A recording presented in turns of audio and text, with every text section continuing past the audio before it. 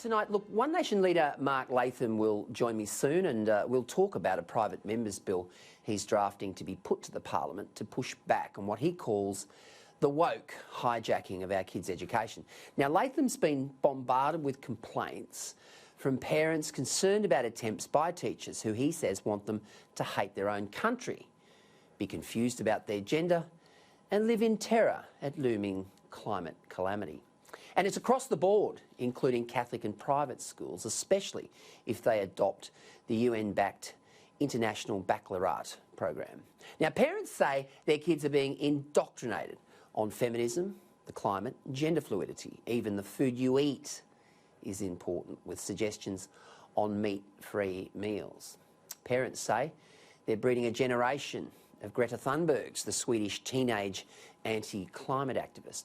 They're concerned about a left-wing agenda, preaching, not teaching.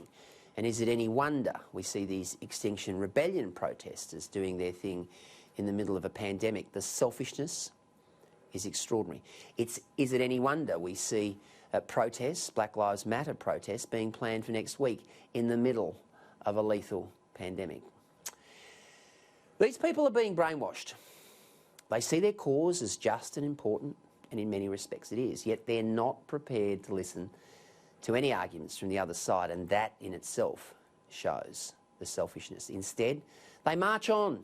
They march on, causing traffic disruption, flouting virus, social distancing rules. And as parents and grandparents, we should be afraid. We should be very afraid. These are supposedly the leaders of tomorrow. These are the people we will entrust as the next political decision makers. These kids are being told about misgendering babies in geography. Geography. They're being told about illegal refugees who are treated badly. If only they hadn't jumped on that boat, hey? They're being taught about baby boys being dressed as girls and parents ashamed for giving the boys train sets to play with. Who would have thought? Boys being given train sets to play with.